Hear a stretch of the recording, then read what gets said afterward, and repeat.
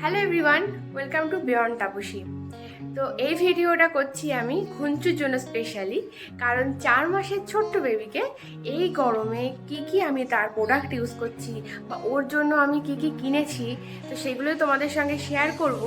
যাদের বাড়িতে ছোট 4 মাস, 2 মাস, 3 মাস কি 1 বছর অবধি যাদের বাড়িতে ছোট্ট বেবি আছে, তারা জানো কি ব্যবহার করতে হয় না করতে হয় গরমে।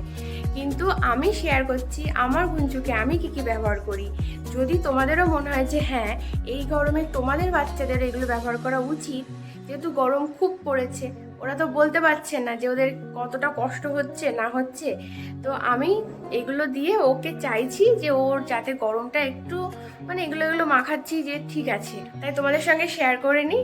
তোমরাও আমার সঙ্গে শেয়ার করো তোমাদের বেবিদের কিভাবে টেক কেয়ার করছো এই গরমে। তো চলো দেখতে থাকো আমার ব্লগটা, আর আমি কি ব্যবহার করছি সেগুলো তোমরা দেখতে থাকো। আর যদি ভালো লেগে থাকতে মনে হয় যদি হ্যাঁ ভিডিওটা ঠিকঠাক ভালো কি একটু হলো হেল্পফুল, তাহলে পরে তোমরা তোমাদের বন্ধুদের সঙ্গে ভিডিওটা শেয়ার করো আর কমেন্ট করো আর লাইক করে দিও। আর হ্যাঁ, সাবস্ক্রাইব করতে কিন্তু ভুলো না। তো চলো আমার ভিডিওটা দেখতে থাকো, আমি আমার ঘুঞ্চুকে কি মাখাচ্ছি সেটা তোমাদের সঙ্গে শেয়ার করে নিই। আর তোমরা তোমাদের ঘুঞ্চুকে কি মাখাচ্ছ সেটাও আমাকে কিন্তু বলো। চলো দেখতে থাকো। তো প্রথমেই আমি যেটা দেখাবো সেটা তো ভীষণই একটা দরকারি জিনিস, সেটা হলো এই যে নেল ট্রিমার। বাচ্চাদের এটা খুব ভালো হয়, এটা দিয়ে না ওদের নখগুলো শুধুমাত্র একটুখানি ছেটে দেওয়া হয়, ট্রিম করে দেওয়া হয়, যাতে করে ওদের হাতেও লাগবে না, হাতও কাটবে না, এদিকেও নখগুলো ছোট হয়ে যাবে। কারণ বেবিদের নখ কাটা খুব খুব চাপের ব্যাপার, এই জন্য আমি সবার আগে ওর ট্রিমারটাই কিনেছিলাম।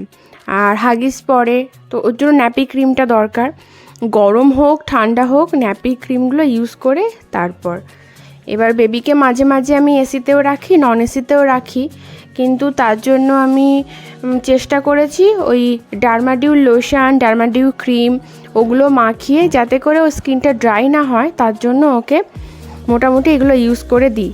আর পাউডার ডক্টর স্ট্রিক্টলি না করে দিয়েছে যে পাউডার যেন বেবিকে না দেওয়া হয়। তো এবার পাউডার তো কিছু দরকার, তো পাউডার না দেওয়ার জন্য ওই ক্যান্ডিড লোশনটা দেখলে তোমরা ওটা ইউজ করি। আর এই যে সাবান শ্যাম্পু, দেখো গরমে আমাদেরই কেমন লাগছে, তো সাবান শ্যাম্পু তো দরকারই।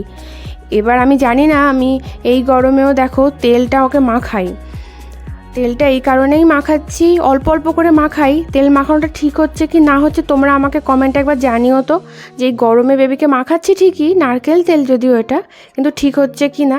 আর যদি ভিডিওটা হেল্পফুল মনে হয় তাহলে পরে চ্যানেলটা সাবস্ক্রাইব করে দিও। Thank you.